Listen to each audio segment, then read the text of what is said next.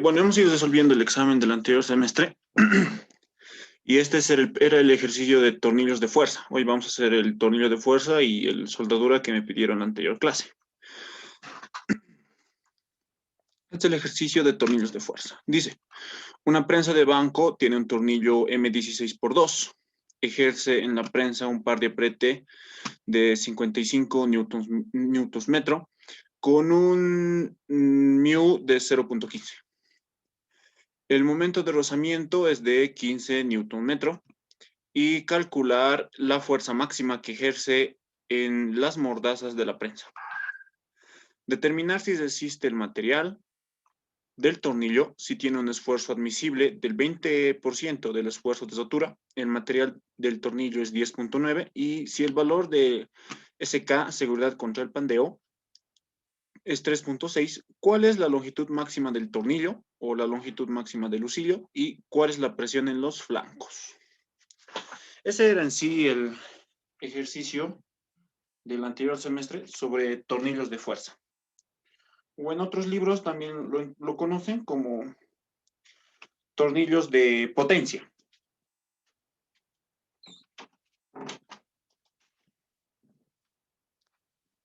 Ya, entonces, primeramente extraemos los datos del problema, que sería tornillo M16x2, el par de apriete. Por ejemplo, en tornillos de fuerza existe tres tipos de pares. El par de apriete o giro de accionamiento, el par de giro del tornillo y el par de rozamiento.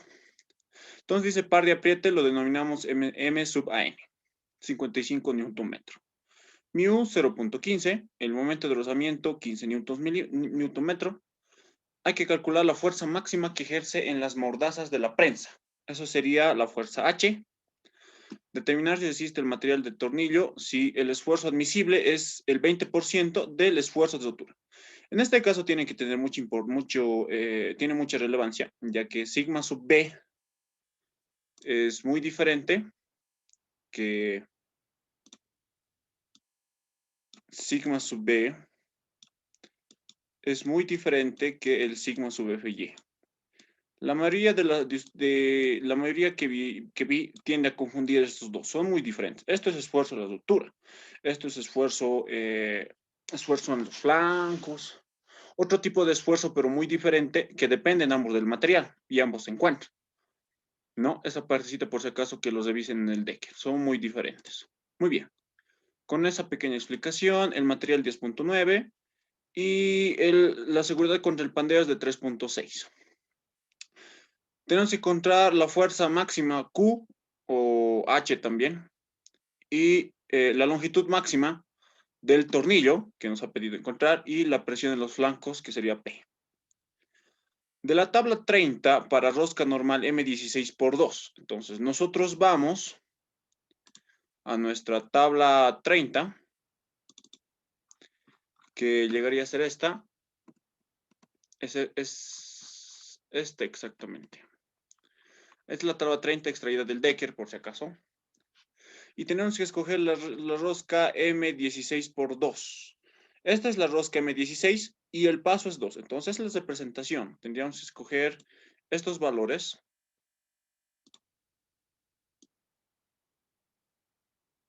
Y trabajar con estos, M16x2. ¿No? De aquí tenemos que el diámetro es 16, el paso es 2, el diámetro medio es 14.701, el diámetro en los extremos es 13.546, el radio es 0.289, relación diámetro-radio 55, área del núcleo 154 y área de sección 157 milímetros.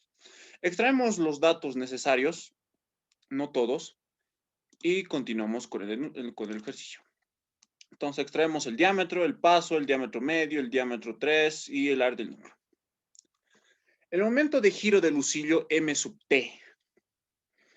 Son cosas muy diferentes el giro de accionamiento y el giro de lucillo. El giro de lucillo es el giro necesario para que nuestro tornillo gire. Pero como estamos hablando de una prensa de banco, o sea, es una prensa, está acostumbrado a tener contacto nuestro tornillo, y al existir contacto existe un rozamiento, por eso existe un giro de rozamiento. Como existe un rozamiento, la suma de los dos momentos permiten que el tornillo gire. O sea, tiene que vencer primero el giro del tornillo, el momento de giro del tornillo, y el momento de giro de rozamiento ha de ser igual al momento de giro de accionamiento. Son tres conceptos de momentos muy diferentes que es necesario comprender. El momento de giro ha de ser igual al giro de accionamiento menos al par de rozamiento. Restando de los valores que nos da, 55 newtons metro, 15 newtons metro, obtengo 40.000 newtons milímetro. Es necesario e importante trabajar siempre en newtons milímetro. Pero sabemos que el momento de accionamiento, en el momento de giro del tornillo, ha de ser igual a una fuerza H por el diámetro medio entre 2. La fuerza H es denominada fuerza tangencial o circunferencial, la que hace que gire el tornillo. O sea, esto es una fuerza por su distancia. Ya se deben ubicar cómo es el giro. Por eso el giro del tornillo. Mientras en cambio la fuerza Q es la fuerza axial. En tornillos de unión se ha visto una fuerza axial de servicio que se emplea para cada tornillo para dimensionar. Esa es la misma Q. Entonces, esa partecita. Entonces despejamos H, que sería 5.441.81 newtons, y encontramos la fuerza axial de servicio Q. Sabemos que H es igual a Q por la tangente del ángulo alfa más ρ'. Para rosca métrica, M, por eso está M, para rosca métrica, el Decker indica que el ángulo B ha de ser 30 grados. Otros lo conocen como 60 grados, en sus partes. 30 grados. El ángulo beta es 30 grados. Por tanto, para alfa, yo tengo que encontrar Q. Tengo el valor de H, necesito encontrar el ángulo alfa y el ángulo ρ'. El ángulo alfa es igual a la tangente inversa o arco tangente, o tangente a menos 1, del paso, pH. Bueno, el pH representa el número de dientes en contacto con el tornillo. En contacto.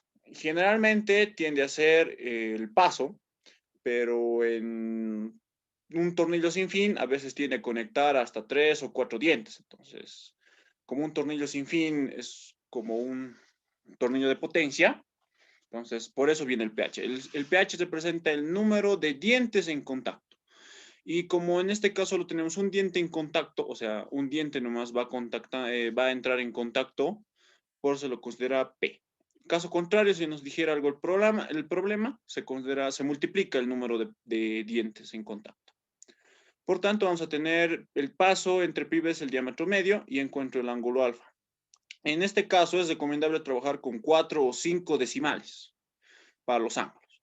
ρ' es igual a tangente a la menos 1 del rozamiento mu, o sea, este rozamiento, 0.15 entre el ángulo beta, coseno de beta. En el Decker sabe manejar el beta medios, pero beta representa 60 grados. Es el ángulo entre los dientes. Por ejemplo, es esto. Se presenta de la siguiente forma. Entonces, yo voy a tener, imagino que tengo un diente. Ese es el diente. Por tanto, nuestro ángulo beta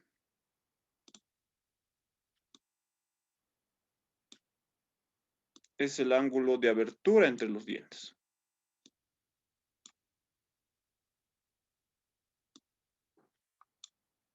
Es la referencia que maneja el Decker, ¿no? Pero yo lo considero, o sea, en otros libros, en otros catálogos, saben considerar de esta forma. O sea, lo consideran de distinta forma. Tenemos el mismo diente, pero lo consideran el ángulo beta. Este va a ser su punto medio. Y consideran al ángulo beta este ángulo de acá. Esto llegaría a ser beta. Por eso que en otras referencias saben encontrar este valor con 30 grados. Entonces, ahí una explicación un poco breve. Esta es la antigua la nomenclatura que te hace referencia el Decker, indicándote que es beta medios, indicando que sería 60. Pero este otro ángulo representa beta, que es lo que nosotros estamos trabajando, que es lo que actualmente en varios catálogos trabajan. por eso que lo he nombrado con 30.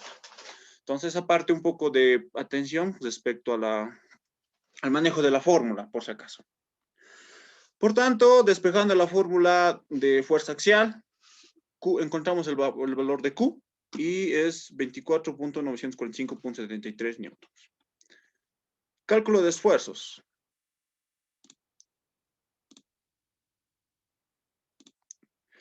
Tenemos el esfuerzo de tracción con presión. Es sigma, que al ser igual a una fuerza entre el área del núcleo. En este caso sería la fuerza Q entre el área del núcleo, que sería 173.23 newtons milímetro.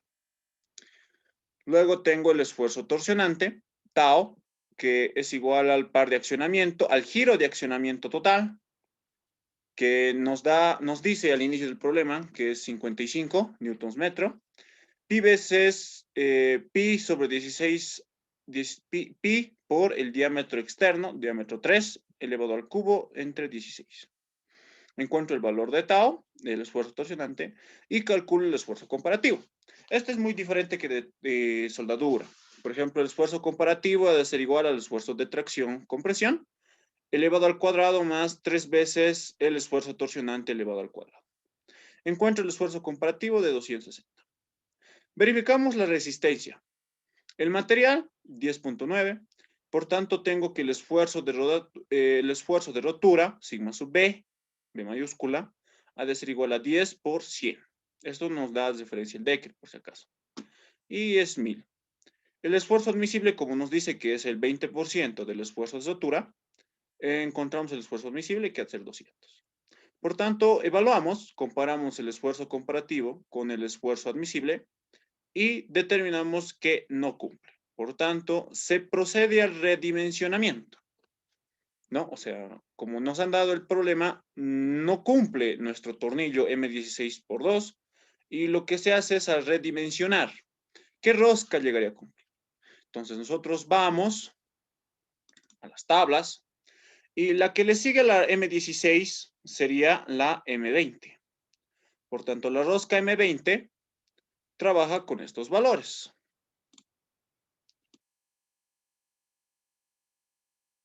Diámetro 20, el paso 2.5, diámetro medio 18.376, diámetro externo 16.933, radio, diámetro radio, área del núcleo y área de sección en el núcleo. Saco las características importantes, que es el diámetro, el paso, el diámetro medio, el diámetro externo, la área del núcleo, y vuelvo al catálogo. Vuelvo al ejercicio, extraigo los datos importantes, la área del núcleo y demás. Vuelvo a recalcular la fuerza H, que sería 2 veces el par de accionamiento entre el diámetro medio, una fuerza H mayor, la fuerza axial de servicio, lo mismo. Este valor de alfa es el único que va a variar, ya que el rozamiento y el ángulo beta ha de ser el mismo. Por tanto, su prima también. Luego encuentro el valor de Q. Encontramos el esfuerzo de tracción, que también ha de variar. El esfuerzo de torsión, que igualmente ha de variar, está disminuyendo, si se dan cuenta, y el esfuerzo comparativo sale menor, 123.52. Como el sigma sub B, el esfuerzo de altura, se mantiene el mismo, el esfuerzo admisible también. Por tanto, yo obtengo que si sigma sub B cumple en este caso. O sea, para la rosca M20 por 2.5 cumple. Luego me pedían en el inciso encontrar la longitud del tornillo o la longitud del lucilo. Para seguridad contra el pandeo nos daba el valor de SK, eso es SK, seguridad contra el pandeo es 3.6.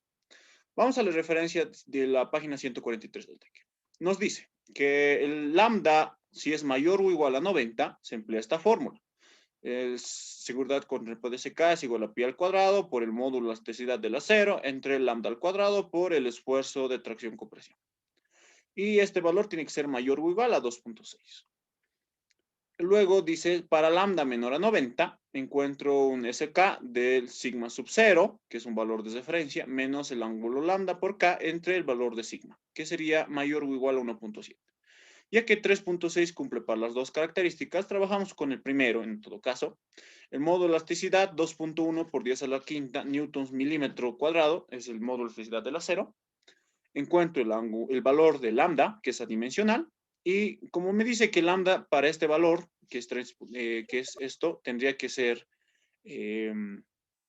mayor a 90, me sale un valor de 82.4, lo cual no me cumple.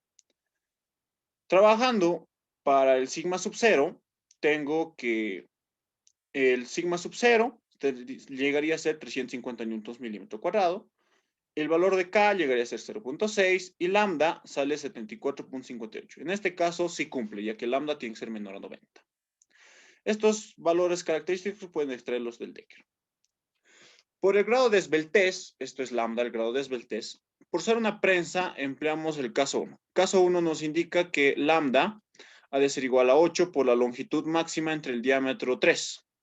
Como lambda es 74.58, lo multiplico por el diámetro 3 y lo divido entre 8. Y encuentro que la longitud de mi tornillo ha de ser de 163.58 milímetros.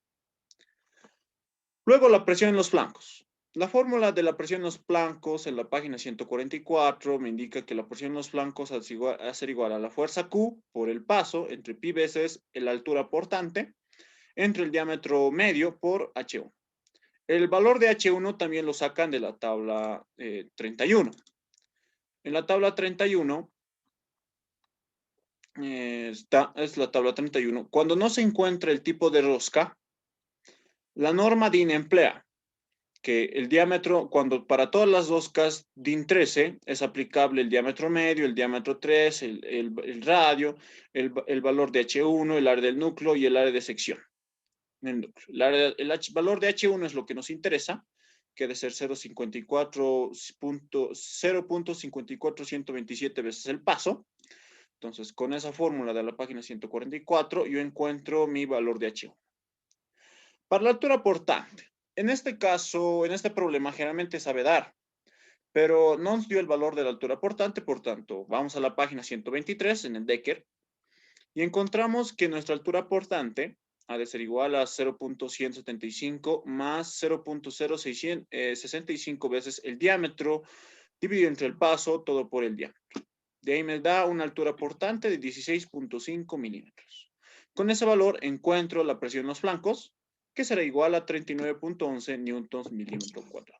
Esto sería un ejercicio de tornillos de fuerza. No sé si alguien tiene alguna pregunta sobre este problema.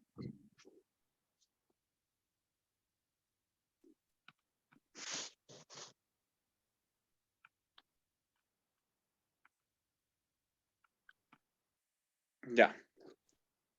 Vamos a hacer entonces lo último que, el ejercicio que pidieron la anterior semana, que llegaría a ser esto. Aquí está. Me pidieron una soldadura inclinada. Este es específicamente el tipo de ejercicio. Bueno, esta vista no les da. Tiene que dar esta vista con sus cotas 80, 50, 250, 10, 10 y 50. Entonces, como cualquier soldadura, nos da la fuerza F, que sería 5.000 kilogramos fuerza, el electrodo, el factor de seguridad y el espesor del cordón de soldadura. Primero tenemos que descomponer a nuestra fuerza en dos ejes, ya que es una fuerza inclinada. Este le vamos a denominar el eje Y y el eje Z. Y después les voy a explicar por qué. Si esta es la fuerza,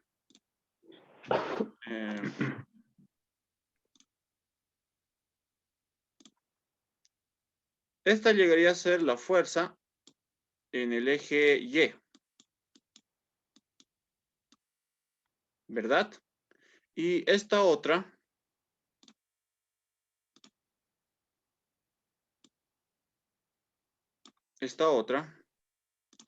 llegaría a ser la fuerza en el eje Z. Exactamente. Según mi diagrama, o sea, si ustedes recuerdan los ejercicios de soldadura que hemos hecho anteriormente, siempre dimensionamos con una fuerza. Entonces, para eso voy a volver a esta parte de acá. Siempre dimensionamos con una fuerza ya sea de perfil o ya sea de voladizo como este caso. La fuerza se encontraba acá. esta fuerza siempre iba en el mismo sentido que los cordones de soldadura. O sea, la cortaba transversalmente, se podría decir. Exactamente.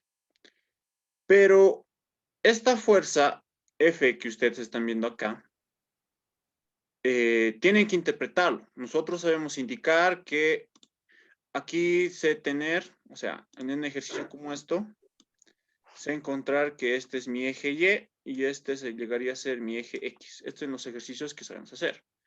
Esto es el eje Y esto es el eje X. Entonces, lo mismo, mi fuerza tiene que ir en el mismo sentido que mi eje y mi fuerza tiene que ir en sentido, formando 90 grados en sentido perpendicular con mi eje X. La idea del problema ha de ser encontrar lo mismo. Esta va a ser el eje Y. ¿Por qué? Porque esta es una vista, o sea, esta es una vista de frente y esta es una vista de arriba, de planta, como lo llamamos, por eso está debajo, es una vista de planta. Esta fuerza Z está saliendo, o sea, en este caso, desde esta vista se la ve como un punto, pero la fuerza Y se la ve en este sentido.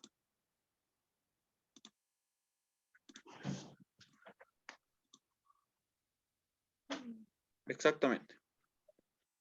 Ha de estar por acá. Esta sería mi fuerza Y. Ya que la fuerza Z se ve como un punto y esta es la fuerza Y, entonces como ya les he indicado hace rato, volvemos a este diagrama. Entonces, el eje Y tiene que ir en el mismo sentido que mi fuerza y el eje X tiene que ir en sentido perpendicular con mi fuerza. Como esta es la única fuerza a aplicar, entonces forma 90 grados con el eje X y es paralelo al eje Y. De ahí la determinación de los ejes Y, X. Yo creo que no existe ninguna duda al respecto sobre esta parte, ¿no? ¿O alguien tiene alguna pregunta? Esta es la parte más importante del problema, porque después lo demás se vuelve lo de siempre.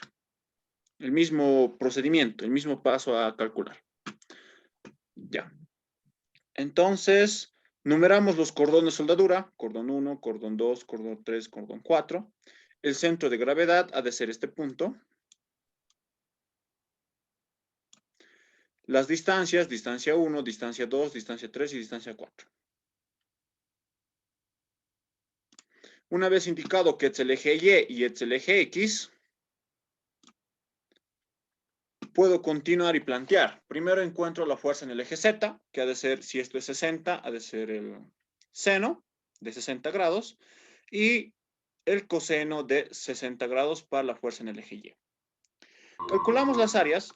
En este caso nos dice que es 250 su largo por su espesor, que nos está dando que 6 milímetros. Las áreas en este caso son iguales. Área 1 es igual a área 2, área 3 es igual a área 1, área 4 es igual a área 1. Y el área total, la suma de todas. El centro de gravedad, que es XG igual a 35 veces el milímetros, 35 milímetros al cuadrado. El centro de gravedad en la figura llegaría a ser este punto. Ya que en el desplazamiento de X, estos dos están equidistantes y estos dos están equidistantes del punto medio. Y en el eje Y lo propio.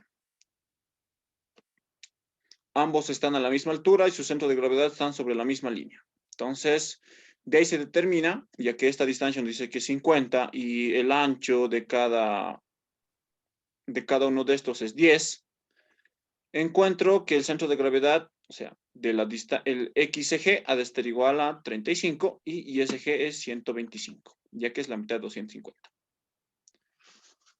Por simetría, por si acaso, ya que vamos a encontrar por simetría. El cálculo del momento de inercia. El momento de inercia 1 ha de ser igual a 6 por 250 elevado al cubo dividido entre 12 milímetros al cuadrado, a la cuarta. El momento de inercia ha de ser igual a su base, que en este caso la base siempre está en el eje X. O sea, su base ha de ser el espesor del cordón soldadura, que sería 6, y su altura que sería 250. Elevado al cubo dividido entre 12. Como los momentos de inercia son iguales, momento de inercia 2 igual al momento de inercia 1 y demás. Las distancias, la distancia 1 ha de ser igual. Si tengo que hasta aquí es 25, de aquí le sumo 10, 35, y la mitad del espesor de soldadura, que sería de 6, la mitad es 3, 35 más 3, 38. Para la distancia 2, lo propio, desde el centro de gravedad hasta este punto, y a la mitad de 50 es 25, como tengo que retroceder la mitad del espesor de soldadura, que sería 3, 25 menos 3, 22. El diámetro 1 es igual al diámetro 4 y el diámetro 3 es igual al diámetro 2. La fórmula de Steiner, que nos dice que el momento de inercia total ha de ser igual a la sumatoria de los momentos de inercia sub i más el área sub i por el diámetro sub i. Haciendo el reemplazo, el momento de inercia 1 para por los 4 cordones de soldadura, encuentro un momento de inercia total. Cálculo de esfuerzo, encuentro el esfuerzo flexionante. Sigma sub b ha de ser igual al momento de inercia flector entre el área total, entre el momento, el momento flector entre el momento de inercia total por la distancia c. El momento flector, que sería 50 milímetros, por la fuerza z. Volvemos al diagrama. Sabemos que en este eje se encuentra la fuerza z y en este eje se encuentra la fuerza y. ¿Cuál es el punto para la distancia c? Ahí radica la pregunta donde ese punto se hace todo el cálculo. Como les he ido diciendo anteriormente, la distancia c es igual, es equivalente desde el centro de gravedad, que sería este, desde acá, hasta el último punto en soportar la soldadura. En este caso, esta soldadura soporta acá, porque la fuerza tiende a romper desde este lado, ya que lo está jalando en este caso. Lo está jalando, empieza a romperse de acá, y el último punto en soportar la soldadura debe ser acá. Visto de planta, ese punto está reflejado en toda esta recta. Pero como está reflejado en toda la recta, pues nosotros encontramos la distancia más pequeña, que sería la perpendicular a este punto. Por el teorema de Euler, llegaría a ser la distancia perpendicular a ese punto. Por tanto, yo planteándome que mi último punto de soportar la soldadura ha de encontrarse sobre esa línea, mi distancia C ha de ser esta. Que en síntesis llegaría a ser ISG. De ahí la explicación de que C es igual a ISG. En este caso, la distancia C se encuentra acá. O sea, se encuentra en este punto. Por tanto, el momento flector, P, ha de ser igual a la sumatoria de momentos generados por estas fuerzas en ese punto. Entonces, yo tengo la fuerza en el eje Z, la fuerza en Z, por la distancia, que llegaría a ser 50. Más, ya que giran en el mismo sentido, la fuerza en el eje Y, por su distancia, que llegaría a ser 80. De ahí la fórmula del momento flector. O sea, respecto al último punto en soportar la soldadura. Entonces, sigamos con el cálculo. Encuentro el esfuerzo flexionante, el esfuerzo torsionante y el esfuerzo longitudinal. Les he hablado anteriormente que un esfuerzo es el que está en el mismo sentido, o sea, es un corte transversal al cordón de soldadura, y el otro es un corte perpendicular al cordón de soldadura. El Inge lo sabe poner paralelo y perpendicular. El esfuerzo torsionante generalmente es el paralelo. ¿Cuál es el paralelo? La fuerza en el eje Y llegaría a ser, el eje Y por eso, llegaría a ser la fuerza que nosotros calculamos normalmente, que sería la fuerza paralela a nuestros cordones de soldadura. Por tanto, la fuerza Z tiende a cortar nuestros cordones de soldadura. De ahí que el esfuerzo torsionante está empleado por la fuerza Y y el esfuerzo longitudinal por la fuerza Z. De ahí encuentro el valor de cada esfuerzo. El esfuerzo comparativo ha de ser igual a un medio de la sumatoria de los esfuerzos sigmas. que sería el sigma sub b más el sigma, más la raíz cuadrada del esfuerzo flexionante más el esfuerzo longitudinal al cuadrado más 4 veces el esfuerzo torsionante al cuadrado. De ahí encuentro que nuestro esfuerzo comparativo ha de ser igual a 21.64 newtons milímetro. Verificando, nuestro electrodo es el 80-18. Entonces, nuestro sigma sub b, nuestro esfuerzo de sutura, ha de ser igual a 80.000 libras fuerza sobre pulgada cuadrada. ¿Cómo yo hago el cambio? Una libra fuerza. Entonces, empiezo. Una pulgada cuadrada ha de ser igual a 25.4 elevado al cuadrado. Esta partita se me ha olvidado. Esto es elevado al cuadrado. Este detallito no me di cuenta. Esto es elevado al cuadrado. Milímetros al cuadrado. Se van las pulgadas. Las libras. Una libra es igual a 0.4536 kilogramos. Estos son los datos que generalmente maneja el INGE cuando se hace la transformación. Libra. Y para encontrarlo en función de newtons, lo multiplicamos por la gravedad, que sería 9.81 metros sobre segundo cuadrado. De ahí obtenemos este valor del sigma sub b, que sería 551.58 newtons milímetro cuadrado. De esta forma, nuestro esfuerzo admisible ha de ser igual a nuestro esfuerzo de sutura entre el factor de seguridad, que es igual a 183.86 newtons milímetro cuadrado. Tenemos que hacer la comparación, ¿no? Es explícito indicar que el esfuerzo comparativo es menor o igual que el esfuerzo admisible. De ahí, el valor del esfuerzo comparativo es 21.64. El valor del esfuerzo admisible es 183.86. Uy, aquí ha habido un error de typeo. Y por tanto, esto es al revés. Nuestro esfuerzo admisible es mayor a nuestro esfuerzo comparativo. Este es el esfuerzo comparativo y este es el esfuerzo admisible. Por tanto, como es mayor, cumple. De ahí el dimensionamiento del cordón soldadura. Bueno, hasta aquí sería todo lo que vamos a avanzar hoy. No sé si alguien tiene alguna pregunta al respecto.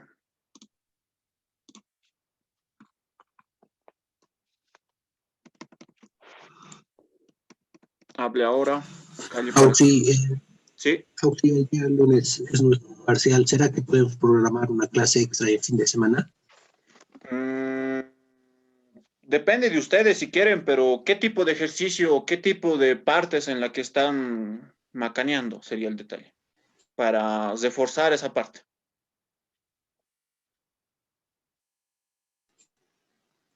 Sí, yo tengo problemas en tornillos, Auxi. ¿Cuál? ¿Tornillos de unión o tornillos de fuerza? O en distinguir qué tipo de tornillo es. Sí, eso, Auxi. Ya. El Bueno, eso sábado pues. creo que va a ser soldadura. Sí, su examen va a entrar una soldadura, un tornillo de fuerza y un tornillo de unión. Eso es lo que generalmente tiende a poner el INGE en sus exámenes. ¿Alguien tiene alguna otra aclaración más? Si quieren pasar una clase extra el día sábado, por mí no hay, el día domingo, por mí no hay problema y programamos una clase extra. Pero a ver, no sé, los demás, ¿qué piensan al respecto?